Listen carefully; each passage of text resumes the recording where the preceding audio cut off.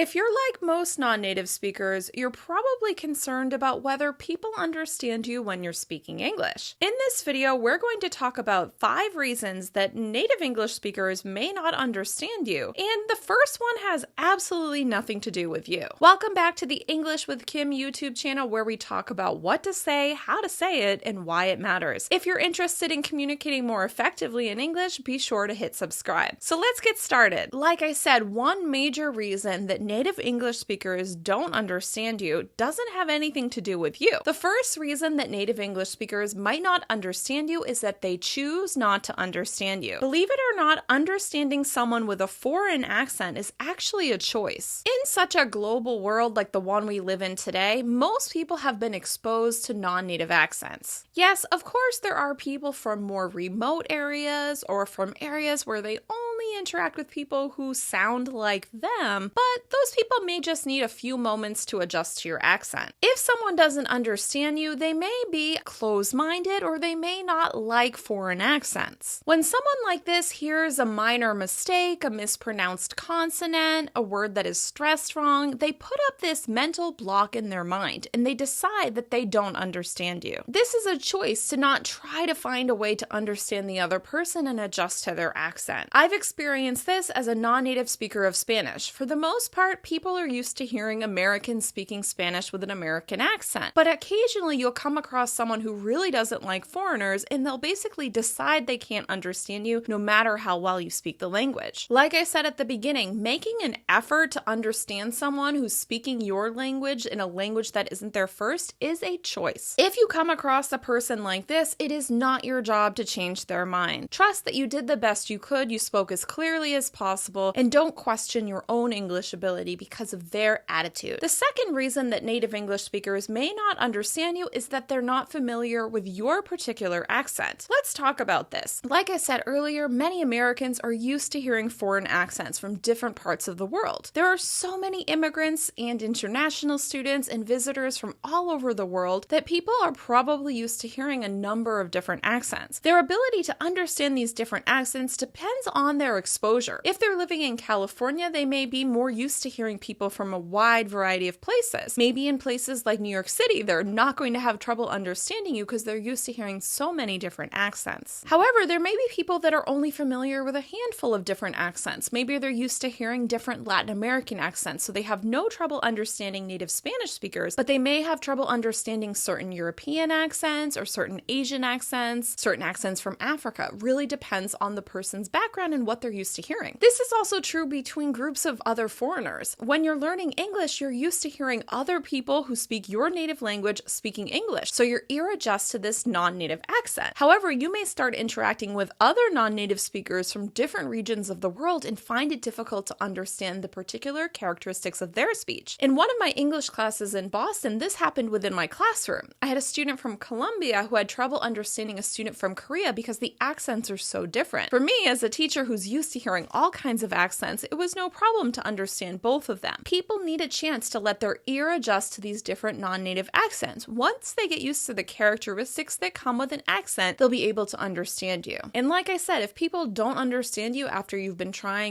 to express yourself, then they may have made a choice to not try to adjust their ear to the way that you speak. This is why I often tell non-native speakers to focus on clarity. If you're doing the best you can to communicate as clearly as possible by using the features of English like stress and intonation that we use to communicate more effectively, you don't have to worry about so many of the details of your accent. We are used to hearing people with accents. I don't teach complete accent elimination, I teach accent reduction so that it's not a distraction, so that people can understand you. If you're making an effort to speak more clearly and paying attention to the things that truly matter, you're going to have a much easier time interacting with people. The third reason that native English speakers may not understand you is if you're making one of these 3 common mistakes when pronouncing words. In my opinion, the most common reasons that people mispronounce words is that they're not stressing certain syllables, they're stressing the wrong syllable, or they're substituting a sound from their native language that just sounds off in English. Be sure to check out my video on 3 reasons you're mispronouncing words in English for more guidance. If you can fix these mistakes, you'll notice that people will understand you a little bit better. Rather than focusing on fixing every single tiny detail, focus on these 3 specific things you can do to change the way people hear you. you. I emphasize working on your word and sentence stress on this channel because these are things that are key to being understood by native English speakers. There is so much vowel variation between different regional accents and different dialects of English that you really don't have to worry too much about your vowel sound as long as your vowels are clear and your words are correctly stressed. Of course, as you advance, you probably want to work on your vowels so they sound a little bit better, but it's not something you're going to have to be paranoid about. Instead, focus on word stress, making sure you're stressing the right syllables and signaling which word you're saying. The fourth reason that native English speakers may not understand you is that they're misreading your meaning because of your tone. There are a number of reasons that your tone may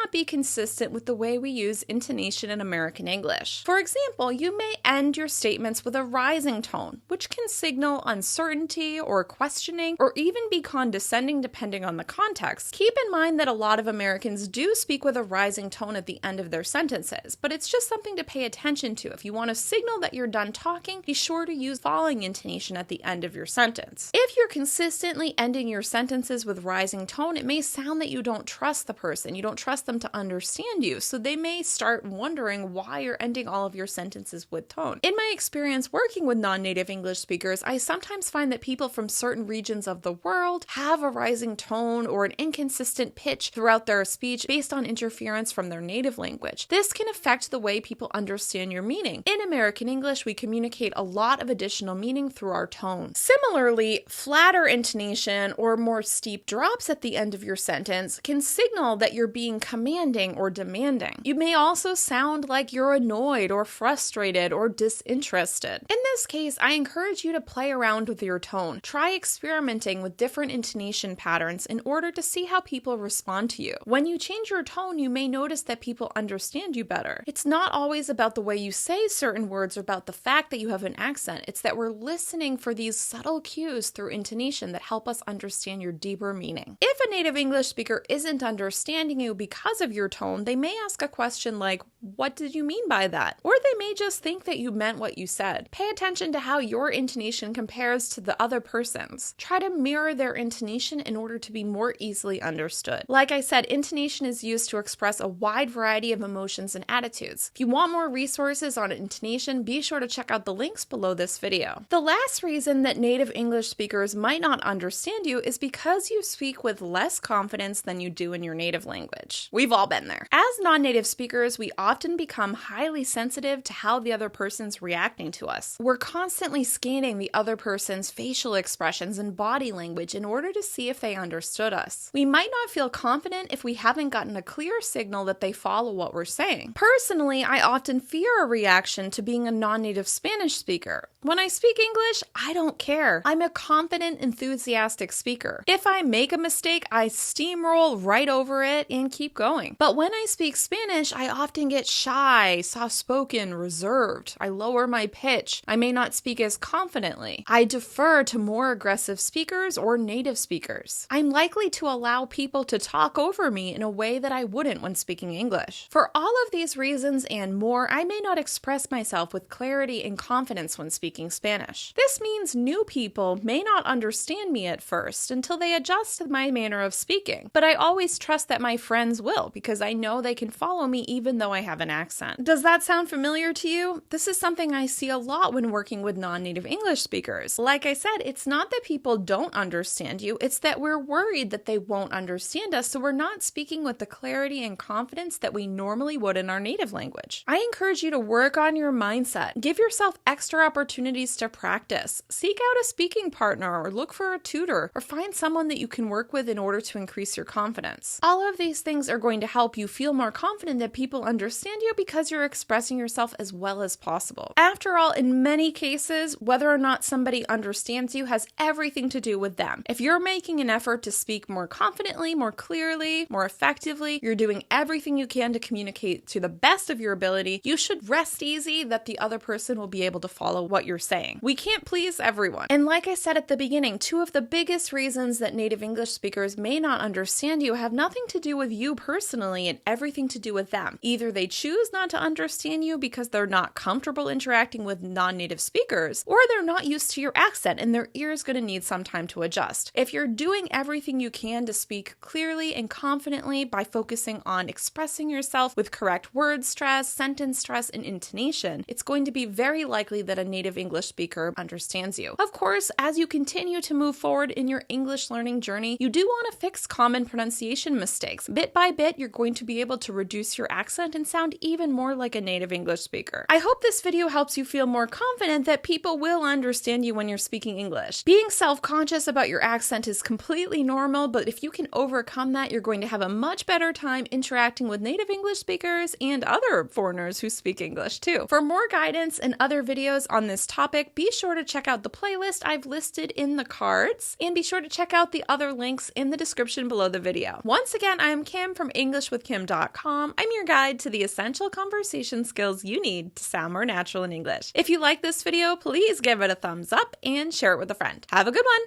Goodbye.